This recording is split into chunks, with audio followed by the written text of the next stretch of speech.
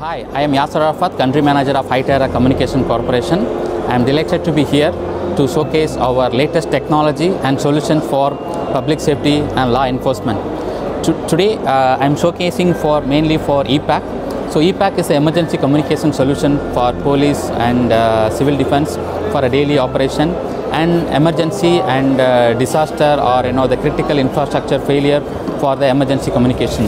So E-pack is DMR technology. It's working under Tier 2. So it can able to work up to 31 connectivity in ad-hoc technology. So when emergency occur, an infrastructure failed, so we need to have immediate communication. So when emergency happen, there is no power, no tower, no electricity, or no IP backbone.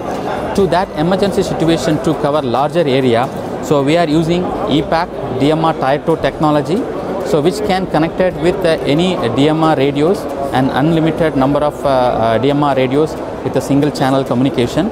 So it has a auto link. So it means when you switch on, automatically connect multiple repeater for vast area communication. So once again, thank you very much.